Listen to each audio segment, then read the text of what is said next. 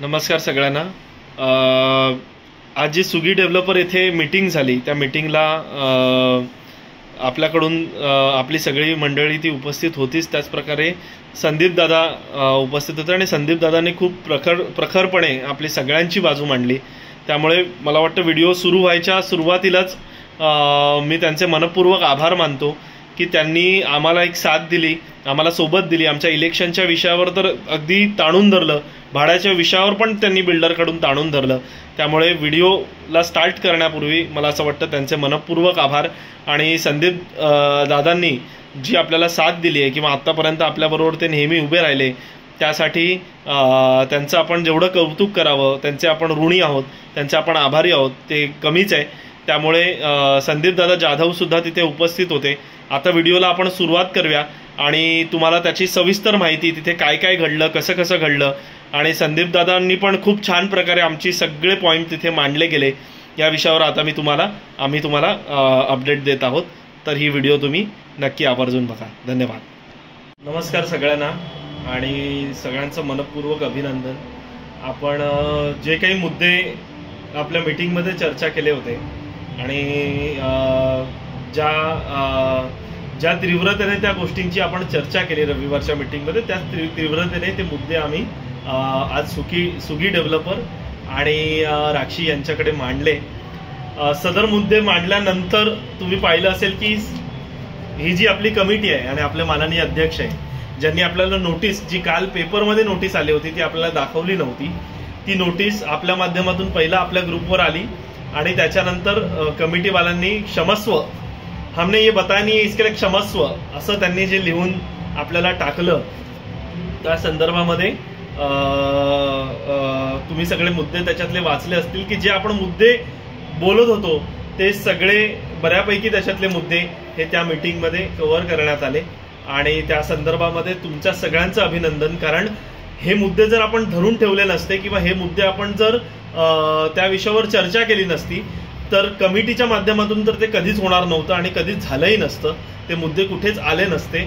पण ते आपल्या सगळ्यांच्या माध्यमातून मला वाटतं ते सगळे मुद्दे आपण त्याच्यामध्ये इन्क्लूड करू शकलो, त्या मुद्द्यांवर चर्चा झाली, त्यामुळे कुठेतरी बिल्डरला जाग आली आणि त्याने ते मुद्दे तिथे टाकले। त्याबद्दल तुमच्या सगळ्यांचं मनपूर्वक अभिनंदन। आणि एक चांगला विकासक आपल्या या प्रोजेक्टमध्ये येऊ इच्छितो त्या संदर्भात पण आपण खूप चांगले सकारात्मक आहोत, सकारात्मक रीतीने आपल्याला पुढे जायचंय। तर याच्यामध्ये एक जे आपले मुद्दे होते त्या मुद्द्यांवर काय काय आपल्याला सोल्युशन मिळालेलं आहे हे संपूर्ण मी मुद्दे एक एक करून वाचणार आहे आणि त्याच्यातलं जे काही सोल्युशन आपल्याला मिळाले त्याबद्दल मी आता तुमच्याकडे बोलणार आहे। पहिला मुद्दा आमचा असा होता की आमचे जे अपात्र सभासद आहेत आणि पात्र झालेले आणि त्याचप्रमाणे अपात्र सभासद, त्याच्याप्रमाणे अभय योजनेतली लोक, ह्या सगळ्यांना आम्हाला तुम्ही मीटिंगच्या आधी तुम्ही त्या संदर्भामध्ये काहीतरी निर्णय घेऊन चेक द्यावा किंवा जो काही आहे तो द्यावा असं आमची मागणी होती। ती मागणी डेव्हलपरच्या माध्यमातून त्यांनी आम्हाला सांगितलं की मी 30 तारखेच्या आधी काही पैसे त्याच्यामध्ये टाकू शकत नाही, कारण मी तिथे पार्टनर मी म्हणजे सुगीचे जे मालक होते नितीन साळुंखे, ते को फाउंडर आहेत, सहसंस्थापक आहेत सुगीचे, ते तिथे होते। खाडे साहेब होते बोर्ड ऑफ डायरेक्टर, आपले प्रोजेक्ट तिथे हँडल करणार आहेत ते वैभव किणी होते, त्याच माध्यमातून प्रमोद दराडे होते, राक्षी डेव्हलपर्सचे राजेश शेट्टी होते, गणेश गोरे होते आणि कश्यप मेहता, हे जे आपले एक अविभाज्य घटक आहेत आपल्या प्रोजेक्टचे, गेले 14 वर्ष जे अविभाज्यरित्या आपल्याबरोबर काम करतात असे कश्यप मेहता भाई तिथे उपस्थित होते। तर त्याच्यामध्ये जे जे मुद्दे आमचे चर्चा झाले ते आता मी तुम्हाला सांगतोय। तर आपल्या अभय योजनेतल्या आणि पात्र झालेल्या लोकांना, अपात्रमधून पात्र झालेल्या लोकांना जे भाड्याचा विषय आहे तर 30 तारखेला सगळ्यांना चेक देण्याचं आश्वासन त्यांनी आपल्याला तिथे दिलेलं आहे। मीटिंगच्या नंतर इमिजिएटली तुम्हाला तुमचे सगळ्यांचे चेक मिळतील। त्या चेकवर 7 तारखेची डेट असेल, एक 7 दिवसाने तुम्ही ते चेक, पोस्ट डेटेड चेक तुम्हाला मिळणार आहेत। 7 दिवसाने ते तुमचं भाडं तुम्हाला सगळ्यांना मिळेल। त्यामुळे तुमच्या सगळ्यांचं मनपूर्वक अभिनंदन आणि तुम्ही ही जी काही साथ दिलीत, ज्यामुळे आम्ही हा लढा लढू शकलो आणि तुमच्याबरोबर आम्ही तुम्हाला शब्द दिला होता की शेवटपर्यंत आम्ही तुमच्यासोबत उभे राहू, आम्ही शेवटपर्यंत तुमच्यासोबत होतो आणि आहोत। जोपर्यंत तुमचा चेक वटत नाही तोपर्यंत सुद्धा तुम्ही काही टेन्शन घेऊ नका। हा चेक 100% वटण्यासाठी म्हणून तुम्हाला मिळेल हे सगळ्याची जी खात्री आहे, खात्री वजा सगळ्या गोष्टी आम्ही करून घेऊ. दुसरा आपला मुद्दा होता की आपलं भाडं संपलंय आणि आपल्याला भाडं मिळत नव्हतं. 1 वर्षाच्या भाड्यासंदर्भामध्ये आम्ही पुढचा मुद्दा बोललो. तो जो मुद्दा आहे तो मुद्दा आपण तिथे घेतल्यानंतर आम्ही त्यांना सांगितलं की तुम्ही या विषयावर तुम्ही काय करणार आहात आम्हाला सांगा. तर त्यांनी आम्हाला सांगितलं की आम्ही GBRच्या पॉईंटमध्ये हा अजेंडा घेतो, कारण 30 तारखेच्या आधी मी तुम्हाला 13 कोटी रुपये भाडं वाटू शकत नाही. ते माझ्यासाठी रिस्की आहे, कारण उद्या जर मला मान्यता नाही मिळाली म्हणजे सुगीला, तर आमचं त्याच्यामध्ये नुकसान आहे. आणि मला असं वाटतं की जसं आपण ठरवलं होतं की आपल्याला पण कुठेतरी जर चांगला डेव्हलपर येतोय आणि आज काम होण्याची शक्यता आहे, तर आपल्यालाही कुठेतरी हे काम थांबू नये यासाठी आपल्याला पण प्रयत्न करायचा आहे. कारण सुगीसारखा डेव्हलपर आल्यानंतर 2029 मध्ये 100% आपल्या हातात चावी मिळेल याची आपल्याला खात्री मिळते. त्यामुळे आम्ही पण त्यांना विचारलं, पण आम्हाला म्हटलं त्याचं तुम्ही कन्फर्मेशन द्या. तर ते म्हणाले की उद्या किंवा जास्तीत जास्त परवा या संदर्भातलं राक्षी विकासकाच्या नावाने आम्ही पत्रही देतो तुम्हाला की आम्ही तुम्हाला 15 ऑक्टोबरच्या आत हे संपूर्ण भाडं तुमचं क्लिअर केलं जाईल. प्लस हे जे भाडं आहे तुम्ही डॉक्युमेंट पण लवकर जमा करायला घ्या. डॉक्युमेंट लवकर जमा करून SRAच्या माध्यमातून दिवाळीच्या आधी कसं भाडं तुमच्या अकाउंटला येईल यासाठी आम्ही 100% प्रयत्न करू. त्यामुळे तुम्ही त्या बाबतीतही सगळ्यांना अवेअर करा की सगळ्यांना भाडं मिळणार आहे.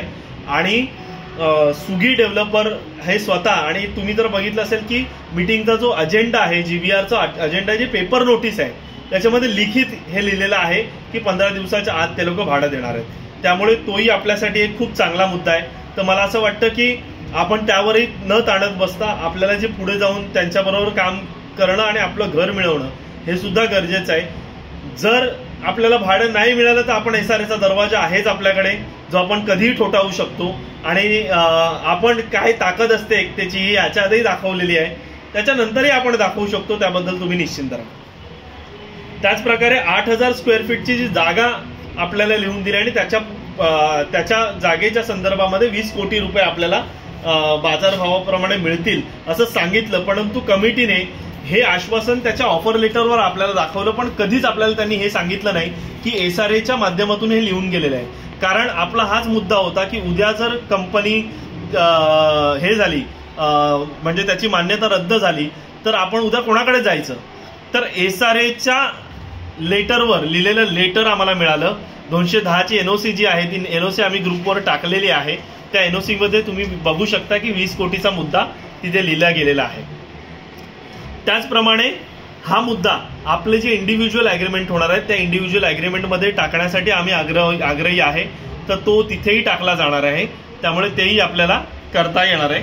सो तेही आपल्याला त्यांनी सांगितलंय की आम्ही इंडिव्हिज्युअल अग्रीमेंटमध्ये पण टाकून देतो. SRAच्या ऑर्डरवर पण हा मुद्दा आलेला आहे. इथे तुम्ही ऑर्डर आम्ही ग्रुपवर टाकलेली आहे ती ऑर्डर सुद्धा वाचू शकता. त्या संदर्भातील सविस्तर चर्चा आपण आपल्या येत्या रविवारच्या मीटिंगमध्ये आपण करणार आहोत. तर हा एक आपली एक जमेची बाजू आहे की आपल्याला SRAच्या माध्यमातून हे मिळालं. मग आम्ही दुसरा मुद्दा तिथे उपस्थित केला की साहेब तुम्ही मागच्या वेळेच्या मीटिंगमध्ये आम्हाला बोलला होतात की तुम्हाला एक कॉर्पस फंड म्हणजे सोसायटी उद्या चालवण्यासाठी प्रत्येकी 40,000 रुपये तर आपल्याला SRAच्या नियमाप्रमाणे मिळणार आहेत, पण त्याच्या व्यतिरिक्त 2 कोटी रुपये तुम्ही आम्हाला द्यायचं वचन दिलं होतं. आमची मागणी आहे की आम्हाला 10 कोटी तरी मिळावेत, परंतु त्यांनी 10 कोटी आपले मान्य नाही केलेत. 2 कोटी आपल्याला मान्य केलेत. म्हणजे आता टोटल जी अमाऊंट आपल्याला मिळणार आहे ती 20 कोटी ऐवजी 22 कोटी रुपये असेल. त्याच्यातून आपण काय फिक्स डिपॉझिट करू शकतो आणि मेंटेनन्स फ्री सोसायटी कशी करू शकतो त्या विषयावर आपण सगळे मला असं वाटतं की आपण त्या विषयावर पुढे विचार करू शकतो. आणि हे सगळं जे काही आहे ते संपूर्णपणे लिखित करून घेण्याची जबाबदारी आपली आहे.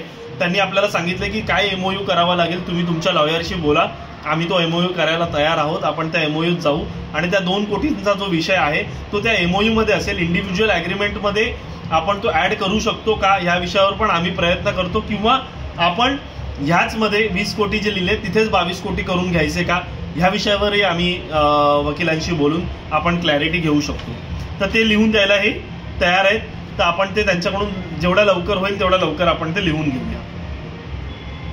दुसरा आपला जो मुद्दा होता की आपण जे इंडिव्हिज्युअल अग्रीमेंट आपण आतापर्यंत केलेले नाहीयेत, तुम्ही सगळ्यांनी आपल्याला साथ दिली आणि आपण जे अग्रीमेंट नाही केले, एक 350-400हून अधिक अग्रीमेंट आहेत जे झालेले नाहीयेत, त्या संदर्भामध्ये आज मी तुम्हाला सांगतो की येत्या येणाऱ्या 2 ते 3 दिवसामध्ये आपले जे मुद्दे होते, जे एग्रीमेंट मधून काढायचे होते, त्या संदर्भातलं एक सप्लिमेंट अग्रीमेंट की आपण त्याच्यामध्ये लिहू की हे मुद्दे ह्या अग्रीमेंटमध्ये वाचले जावेत आणि ती अग्रीमेंट करणं ज्यांनी आतापर्यंत अग्रीमेंट केलं त्या सगळ्यांना पण बंधनकारक असेल, अशा प्रकारचं एक अग्रीमेंट आपण त्याला ॲडिशनल करतोय आणि ते मुद्दे सगळे आपण त्याच्यामध्ये घेऊन एक सप्लिमेंटरी अग्रीमेंट पण आपण करणार आहोत.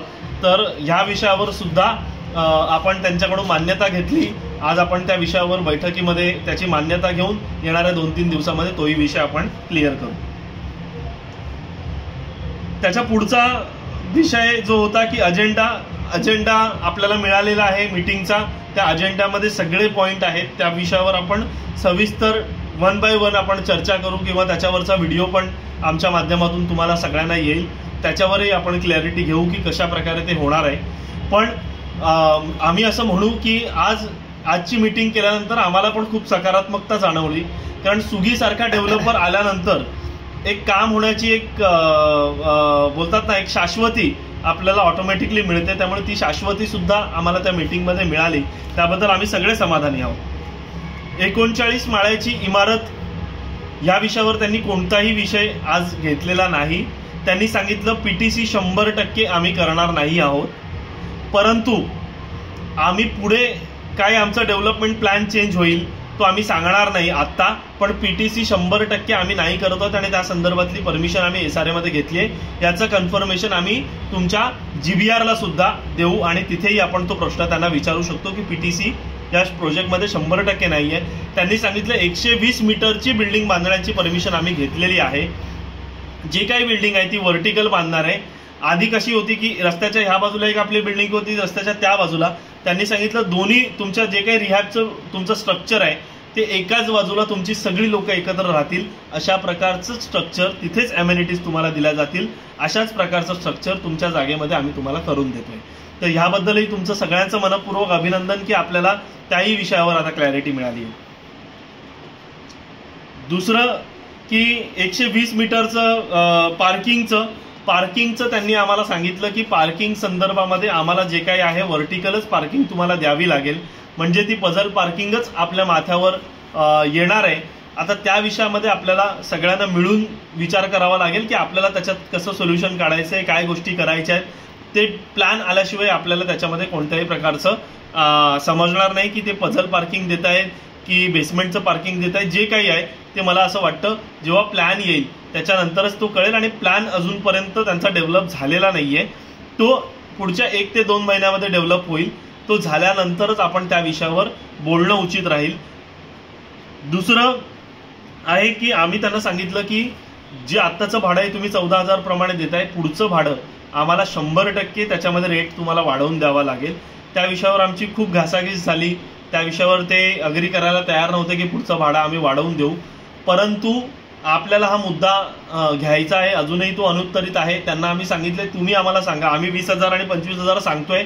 20,000 निवासी, 25,000 अनिवासी. तुम्ही आम्हाला सांगा की या विषयावर तुम्ही काय आम्हाला सोल्युशन देताय. तर त्यासाठी पण आपण आग्रही आहोत आणि आपली आग्रही त्याच्यामध्ये मागणी असणार आहे. नवीन आर्किटेक्ट जर ते नियुक्त करणार असेल तर त्याची माहिती आपल्याला अजेंडाच्या माध्यमातून द्यावी असं त्यांना आपण सांगितलं. पण त्यांनी सांगितलं त्याच्यामध्ये जे एस्पायर आर्किटेक्टच्याच नावाने ते परमिशन घेत आहेत, त्याच्या पुढच्याही परमिशन ते त्याच नावाने घेणार आहेत. त्यामुळे आपल्याला त्या विषयामध्ये काही अजून बदल किंवा हे चेंजेस होण्याची शक्यता खूप कमी आहे. शेवटचा मुद्दा आपल्या सगळ्यांसाठी महत्त्वाचा मुद्दा आम्ही त्यांना सांगितला की जे कोणी आमची कमिटीची इलेक्शन थांबवण्यासाठी जे प्रयत्न करतायत किंवा समितीची जी मान्यता रद्द झाल्यानंतर ते थांबवण्याचा प्रयत्न करत आहेत त्या विषयावर तुम्ही आम्हाला सोल्युशन काढून द्यावं, आमची निवडणूक लावावी. आणि जर तुम्ही निवडणूक आम्हाला लावून नाही दिली तर प्रशासक 100% बसवण्याची तयारी आम्ही सगळे झोपडीधारक बसून करणार. आणि त्या संदर्भात SRAच्या बाहेर जरी बसावं लागलं तरीही बसायची आमची तयारी. आणि ज्या तीव्रतेने मी आता ह्या कॉलवर बोलतोय त्याच तीव्रतेने मीटिंगमध्ये सुद्धा आम्ही बोललेलो आहोत की आम्ही त्यासाठी तयार आहोत. तर तुम्ही आम्हाला इलेक्शन लावून द्या. त्यांनी आम्हाला आश्वासन दिलंय की आम्ही लवकरात लवकर तुमचं इलेक्शन लावण्यासाठी आम्ही प्रयत्न करू. आम्ही म्हटलं तुम्ही प्रयत्न करा आणि जर आमचं इलेक्शन नाही लागलं तर 100% प्रशासक बसवण्याची तयारी आम्ही सगळे झोपडीधारक मिळून करू. त्यासाठी रस्त्यावर उतरू, 3 दिवस पाहिजे तर SRAला राहू परंतु ह्या लोकांच्या हातात ह्याच्या पुढचा कारभार आम्ही देणार नाही, हे 100% आम्ही त्यांना सांगितलेलं आहे.